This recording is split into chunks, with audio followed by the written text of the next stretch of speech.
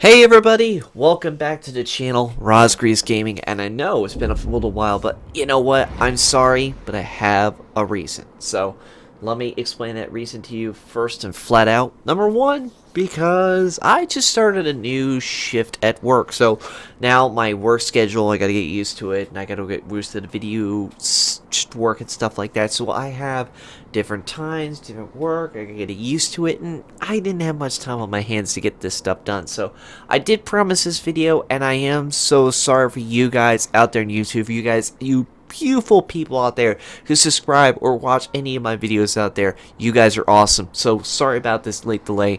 Please forgive me. Now, back to the video. As my cat behind me is just looking at me like, Raz, go shut up. I'm trying to sleep here. But we can't let him sleep. I'm sorry, Tigger. We got Clan Battles that just came out, Season 8, Sea of Fortune this season. Now, I've been playing a little bit. Sorry, I got a little bit of a runny nose going on right now. Allergies. But Clan Battle started on the 21st. It's going to the March 8th. Looks like. Yep. And we got a whole bunch of content to talk about this. So, let's get to the actual nitty-gritty. So for you Warship players out there, you're going to get 11,000 steel at the max. You're going to get other additional wards. You're going to be playing Domination. It's 7v7 with no aircraft carriers. You know, thank you, Braz, for not putting aircraft carriers in. Not me, thanks Wargaming. But this time, because of Sea of Fortune, their thought is to change it a little bit for you Warship fans out there and put a predetermined Cyclone into the match. Well, what the hell? Yep. So, now, we have Cyclones in this. As Cyclones are going to be in a few of the maps, but the maps you got are Hotspot, Sea of Fortune, Tears of Desert, Crash Zone Alpha, Mountain Range, Land of Fire, and North. Typical like we had before, but you're guaranteed to get a Cyclone in 3 of the maps. Mountain Range, Land of Fire, North. Those 3 ones, you are guaranteed to get a Cyclone. And what happens is, and we'll show you a bit later, we'll talk about that, instead of 8 kilometers, it's now 12 kilometers. And that's the key difference about that. We'll explain why in a little bit. Now, here's all your free stuff you can get between everything. Here's your rewards if you go through Squall, Gale, Storm, and Typhoon. So, if you really want to go for that full blat, you got to go all the way to Hurricane. But if you guys don't have a good team together, maybe see if you can work together with others, or just try to get as much as high as you can. I want to see if our team gets to Typhoon this season. We're doing pretty good so far. I think we're going to catch up into Storm very soon, so we're already blasting our way up pretty high. So, good luck to you guys out there. And remember, Clan Treasury is a thing. First, second, third, and fourth place. You guys all out there are getting up to additional extra 2,500 steel for your Clan Treasury. Just the first place one. That's not including anybody from 5th to 50th place. You're getting from 616,250 to low 5,000. For anybody in the other Hurricane groups here, from Hurricane, Typhoon 2, and Typhoon 3, or Typhoon 2 actually, you're still getting some steel, but you're also getting some coal. So, you're lucky to get out there. Now, the season feature is going to have number 3 carriers 3, capture times 40 seconds, the same as before. Now, here is the nitty-gritty about that Cyclone.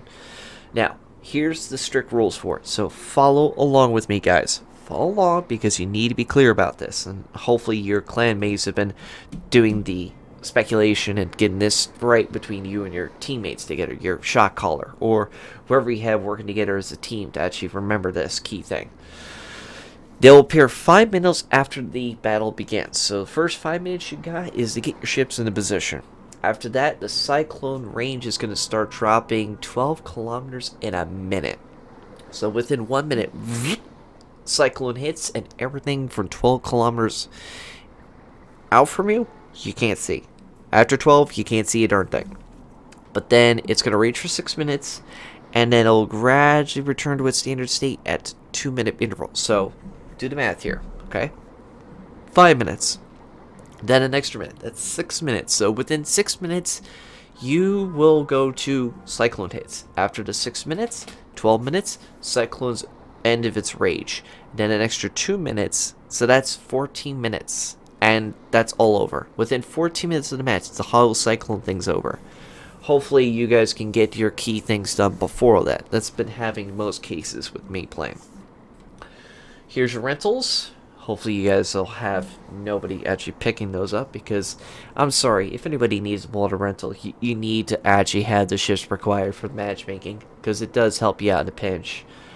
But that's pretty much it. So let's get on to the ships to choose from, shall we? Sorry if I was rolling around. Hey. Yeah, you. Get the hell out of here. Thank you, Spotify. Get the hell out of my screen. Jesus Christ, that little bugger needs to get off my screen. Windows, stop giving me these pop-ups. I don't need to see advertisements on my frickin' screen. Jesus. Anyway, there's a lot of tier 10s in this game, and there is a few that are good. There's a few that, well, if I see you using it, I'm going to have to be smacking you so hard across the head that you might have your frickin' brain rattle around for a good minute or two. First things first, I'm going to surprise you guys with a ship that actually is now competent. Yeah, this is actually a ship now you can use. Hindenburg. Raz, what are you speaking about? What are you smoking high? Hindenburg did get a buff, guys. If you guys haven't seen lately, its artillery did get a buff from the last patch. If you were watching the Warship video that they did the patch for 9.0, which we did talk about a little bit in the previous video, it's up there, that the reload has dropped to 9.8 standard. Now, I didn't touch anything else in this. The only thing that got happened to this thing is the reload has been buffed. Now, you can buff it more if you feel like it.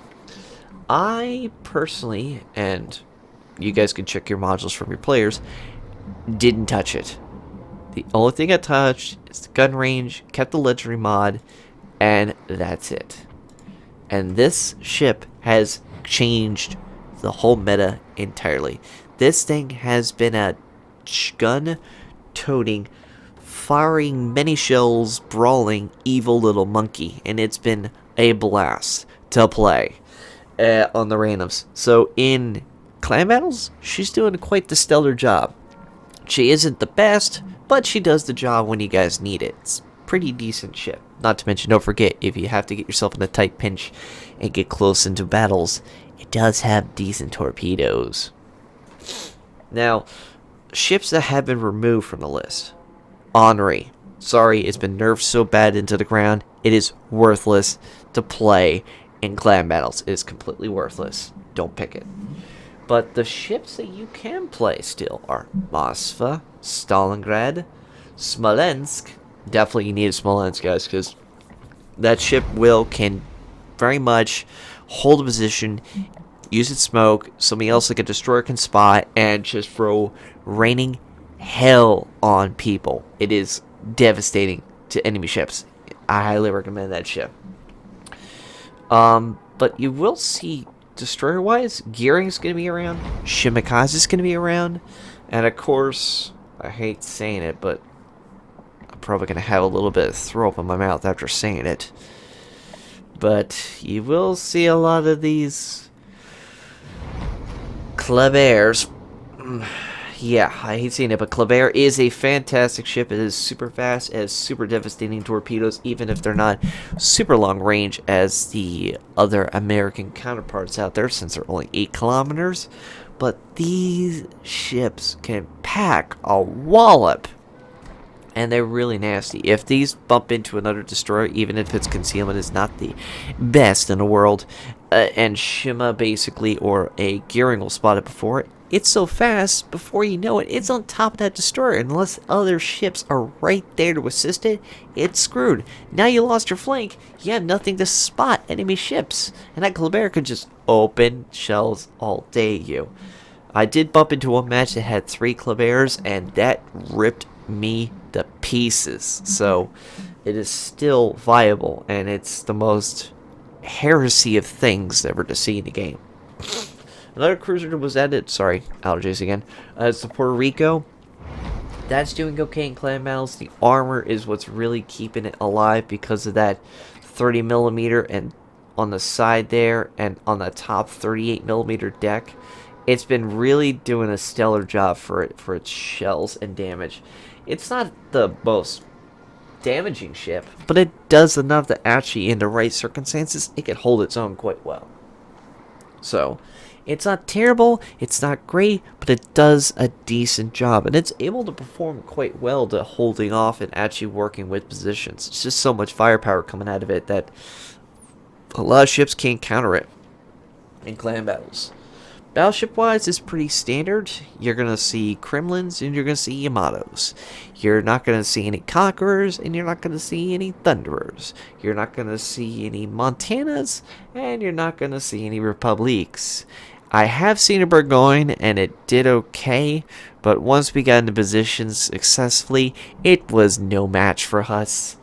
So it's okay, but the team has to work well with the Burgoyne and then it can do things. But for the most part, what we've been seeing is it's a very solid meta of just Yamatos and Kremlins very commonly. And basically the Russians have taken over most of the cruiser and department. For the destroyers, it's always solid with the Shima and the Gearing because low concealment, high damaging torpedoes, decent speed. Oh, and don't forget the Daring. The Daring is a decent DD as well. But that's pretty much all the ships. Like, I would thought immediately when I was going to do a preliminary video on this, I was like, okay, the only thing you can use is these Russians because that smoke, it doesn't matter. You're staying close to each other in that clan battle spots. If you got one bunch of people in this flank and this bunch of people in this flank, like 4 and 3, which is a common build, you're going to see a lot of players staying together and focusing targets, which you have to. And once you get those ideal positions set, they're done for. There's nothing the enemy can do. But you have to remember is you have to work together. If you don't have a solid team together that actually knows how to coexist together, there's no point. I do appreciate anybody who's going to be in there in clan battles this season and who's trying their damnedest. Props to you, man. Props to you.